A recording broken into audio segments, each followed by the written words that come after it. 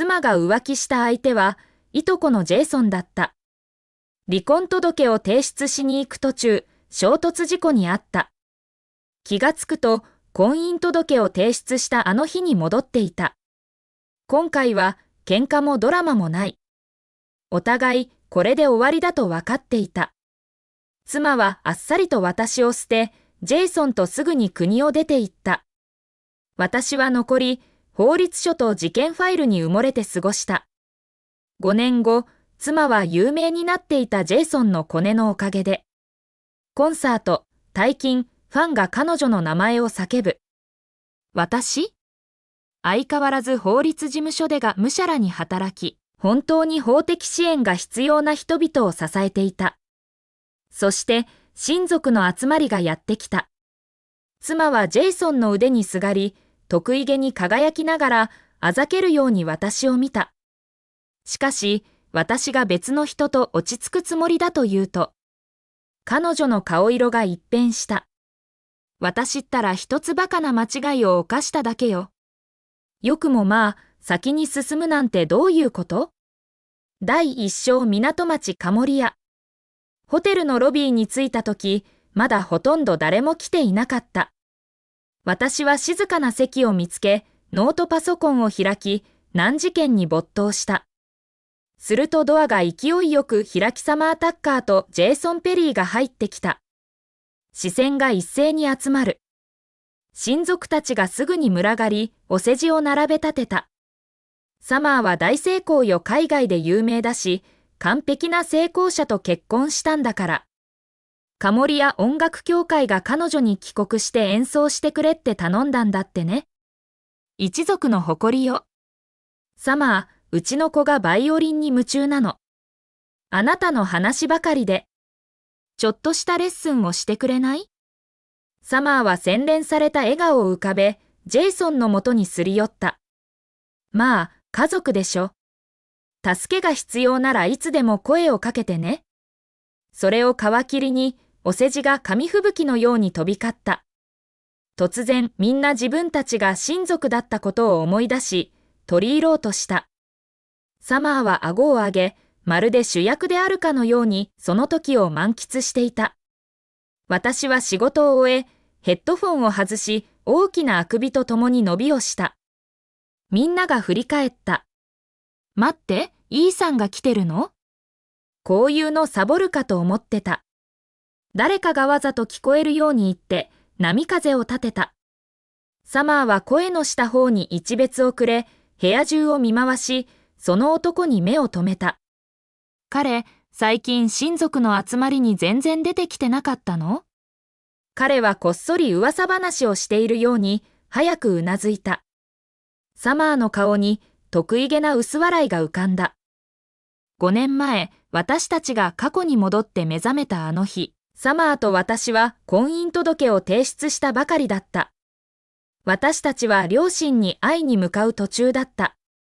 突然、彼女はみんなの前で私を置き去りにし、まっすぐジェイソンの腕の中に走り寄り、彼を愛していると言った。それから私をまっすぐ見つめ、離婚を要求した。本当に欲しかったのはジェイソンだと言った。一族全体がそれを見ていた。その大半が今日またここに集まっていた。イーさんはボレビア法律事務所だよね。いつも仕事に埋もれてるよ。こういうのには絶対現れない。サマーのために来たんだよ。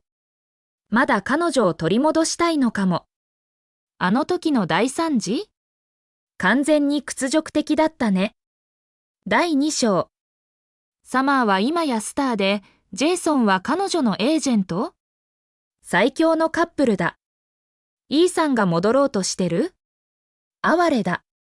ささやきは続いた。サマーはジェイソンにすり寄り、完全に得意げだった。それは大昔の話を彼女は甘い声で言った。ジェイソンが私が本当に愛する人なの。沈黙。二人は絵に描いたように完璧に見え、誰も過去を掘り起こしたがらなかった。私はほとんど彼らを見もせず、ウェーターに合図した。コーヒー一つ。トラブルなし。私はただ両親が現れて何か言うべきことを言い、私を行かせて欲しかった。ジェイソンは私がくつろいでいることが気に入らなかった。彼は歩み寄り、偽りの笑顔を固定し、皮肉たっぷりの声で話した。イーさんは見分けがつかなかったよ。ずいぶんお疲れのようだな。その仕事にやられてるんじゃないのか？視線が集まる。周囲の野じ馬の出番だ。彼らは私がまだ12歳であるかのように割り込んできた。イーさん、君は本当にもっといい仕事を選ぶべきだったよ。弁護士は休みなく働いて、大して稼げないんだから。30歳近くになってまだ独身？恥ずかしいよ。こういう集まりをサボるのも無理はないよ。完全にがっかりだ。私はジェイソンと目を合わせ、それからようやく彼とサマーをまともに見た。彼女の髪は完璧にセットされ、柔らかなカシミヤのコートに包まれ、何から何までデザイナーもので身を固めていた。彼女は文字通りお金でキラキラ輝いていた。ジェイソンはオーダーメイドのスーツを着用し、結婚指輪が光っていた。彼の物腰は、オードミ号ロマンス小説の表紙から抜け出てきたかのようだった。人々が彼らを完璧だと思うのも不思議はない。彼らはその見た目を完璧に着こなしていた。私はこめかみをもみ、一歩後ずさりした。ジェイソン、用は済んだ？なら、どいてくれ。安物のコロンで頭が痛くなる。ジェイソンの笑顔にひびが入ったが、言い返す前にサマーが割り込んだ。イーサン・エクセター、本当に？ジェイソンはただ礼儀正しくしてるだけよ。なぜそんな態度を取るの？私は顎に力を入れた。苛立ちが急速に募ったが、今のところ冷静を保った今のところは、態度なんて取ってない。一日中がむしゃらに働いて疲れ果ててるんだ。昔の思い出に浸りに来たわけじゃない。ただ少しスペースが欲しいだけだ、いいか？彼女の表情が歪んだ。サマーは軽くあしらわれることに慣れていなかった。彼女は自分の人生が私が嫉妬すべき夢のようなものだと思っていた。彼女にとって私は苦くて未練たらしいはずだったまるでどうでもいいかのようにここに立っているはずではなかった。ジェイソンは素早く彼女の機嫌を察し、すぐに割り込んだ。ベイビー、ただの親族の集まりだよ。イーさんに構うなよ。あの時のことを考えれば、彼がまだ悔しがってるのも理解できるよ。私たちが大人になろう。それが聞いた。彼女は彼の腕にしがみつき、彼を見つめた。あなたの言う通り。あなたはいつも人との接し方を知ってる。それから彼女は私に向き直り、純粋な嫌悪の表情を浮かべた。イーさん、何年も経つのに、あなたは相変わらず同じ頑固な惨めなやつね。正直？哀れよ。第3章。あの時、あなたがそんなに冷酷でなければ、あんな風に大げさにならなかったかもしれないのに、彼女はぴしゃりと言った。彼女の言葉は私を過去に引きずり戻した。前世では私たちはある美術展で出会った。すぐに意気投合し、付き合い始め、それから運命のように結婚した。私たちは大きなパーティーを開いた友人、家族、それに必要なものはすべて。その時、ジェイソンがそれをぶち壊しに現れた。ざらりとしたスーツ、得意げな顔、ミスター・パーフェクトを演じて。サマーが彼を見た瞬間、彼女は凍りついた。最初は大して気にしなかった。だがその後、彼女は離れ始めた。引きこもった。同じ部屋で寝るのをやめた。何かがおかしいと感じた。ただ認めたくなかっただけだ。私たちは同じものが好きだった。同じものを望んでいた。私は彼女を愛していた。浮気するわけがない、そうだろう？しかしそれから彼女は夜遅くまで外出するようになった。いつも電話にかかりきりだった。ある夜、仕事の後、彼女が外にいるのを見たジェイソンの腕に抱きしめられて、それは私を打ちのめした。私は激怒した。説明を要求した。彼女は言い返した。イーさん、あなた自身を見てよ。あなたはいつも疲れ果てて、だらしなくて、まるで落ちぶれた老人のようよ。ジェイソンはあなたとは正反対魅力的で、清潔で、しっかりしてる。彼が私の望む人なの。その言葉は私をズタズタにした。それから彼女は言った。この結婚は間違いだった。私が信じていたたった一人の人が、いとこのために私を捨てた。一度それが明らかになると、彼女旗白ぐことさえせずただ離婚を要求した。私はすべてを失った。最終的に私は諦めた。書類に署名しに行く途中、ジェイソンは喋り続けた。私はあまりに怒っていて、角を曲がってくるトラックに気づかなかった。大きな衝突音それから暗転。意識が戻ったとき、それは再び私たちの結婚式の日だった。婚姻届を提出した直後。私は同じ惨事を二度と繰り返したくなかった。だから彼らを行かせた。彼らは結ばれ、海外に移った。私は法律事務所に戻った。今回は私が優位に立っていたすべての成り行きを知っていた。急速に昇進し、主任弁護士になった。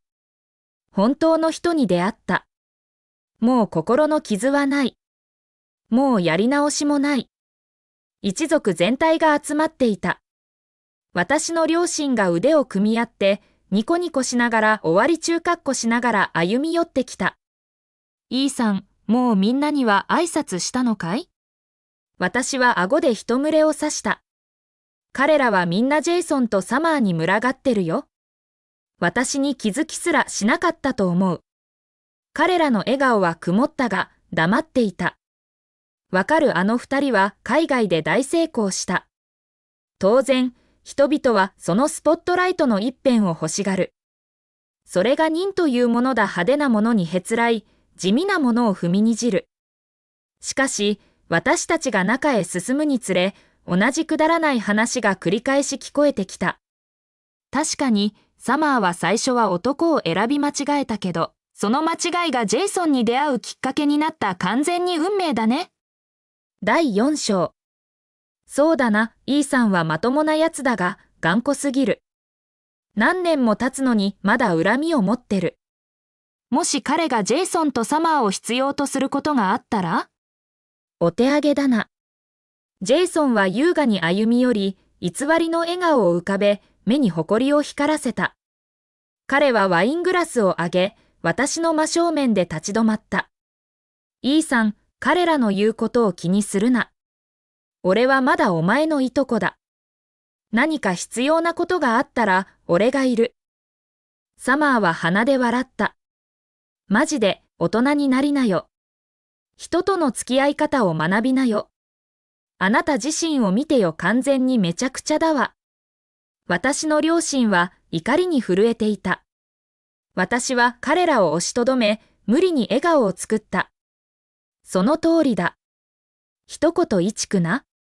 それから私は彼らをテーブルに導き、座らせた。料理が出始め、乾杯も始まった。みんながサマーに海外での生活について話すようしきりに促した。そこにはたくさん音楽家がいるはずだ。目立つのは大変だったでしょ？サマーはジェイソンに寄りかかり、彼の方にキスをし、それから輝くように笑った。大変だったわ。でもジェイソンはいつも私を信じてくれたの。彼なしでは多分諦めて小さなオフィスに閉じ込められて終わってたわ。完璧なペアだ。二人はただ息が合う。正直、イーさんを捨ててジェイソンを選んだのは彼女が今までで一番賢い選択だったね。完全に格上げだ。彼らは順番に彼女を持ち上げながら私に当てこすりを言った。彼らにとって私はただサマーがレベルアップするために捨てた男だった。母は怒りで目を赤くした。彼女は身を乗り出してつぶやいた。彼女はただバイオリンを弾いてるだけじゃないの。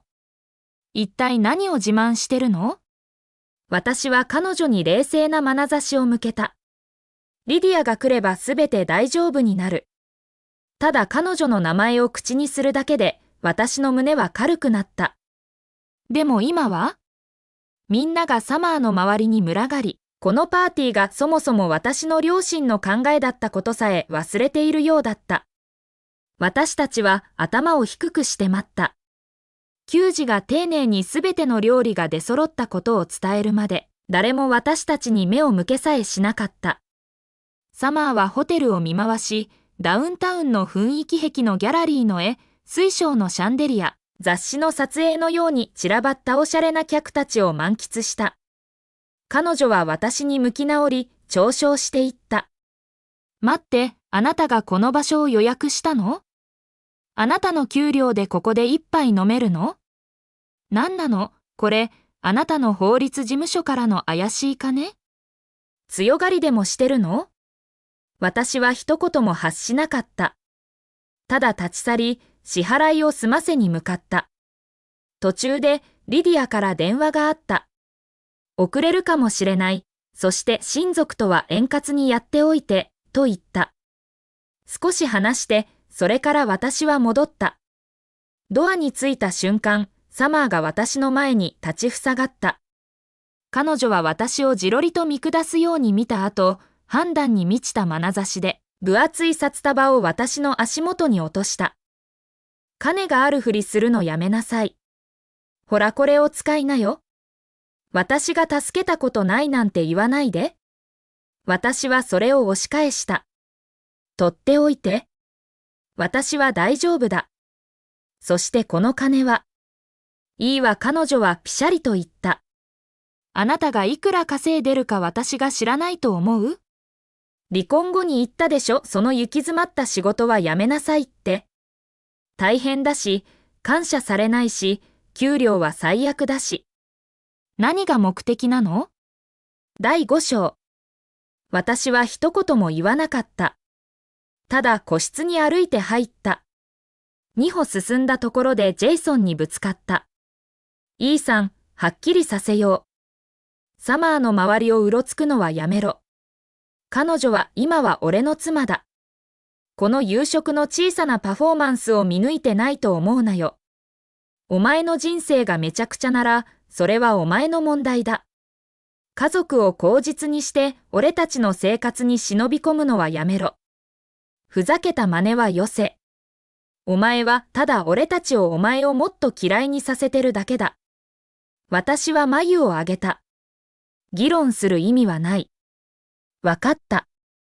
サマーとジェイソンが去った後、ようやくスポットライトは私の家族に向かった。トニーおじが最初に割り込んだ。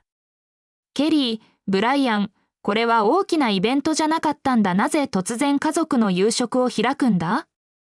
私の両親は笑顔を交わし、それから私の手を握った。実はいい知らせがあるんだ。みんなで祝おうと思ってね。私がちょうどそれを話そうとしたとき、ドアが勢いよく開いた。ジェイソンが激怒して入ってきた。イーさん、お前サマーのバイオリンを壊したのか？あれは80万ドルもするんだぞ。サマーが彼の後から駆け込み、壊れたバイオリンを抱え、目を輝かせていた。私、実際あなたを気の毒に思って助けようとしたの。そしてこれがあなたの恩返し？あなたはフロントで私のバイオリンをめちゃくちゃにしたのよ。なんてことをするの、イーさん？私はそれを見た。数本の切れた弦、いくつかのひどい傷。完全に壊れたわけではなかったが、確かにコンサートに適した状態ではなかった。私は冷静だった。俺は一切触ってない。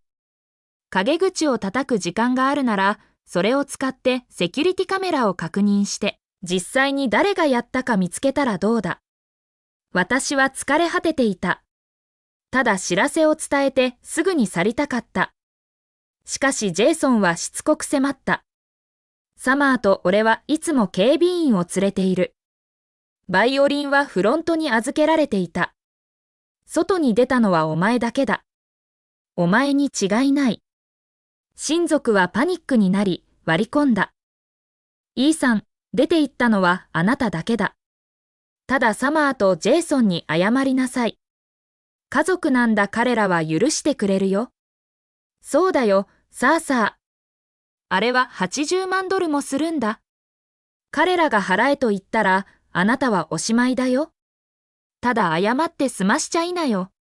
ジェイソンは頭をかしげ、目は冷たく氷のようだった。こうしようひざまずいて謝罪しろ、そうしたら取引してやる。たったの10万ドルだけ払え。サマーがすぐに調子を合わせた。正しい方法で謝って、そうすれば許してあげる。さもなければ裁判で会いましょうね。私は湧き上がる厚りを押し殺し、こめかみを揉んだ。俺はもう俺じゃないと言った。本当にそう思うなら、どうぞ警察を呼べ。言い争いにホテルのスタッフも引き込まれたが、誰も仲裁に入らなかった。すべての球児がドアに集まっていた静かに待機していた。すると、一人の女性が入ってきて、後ろから私の腰に腕を回した。落ち着いた、はっきりした声で、彼女は尋ねた。ねえ、ここで何が起こってるの？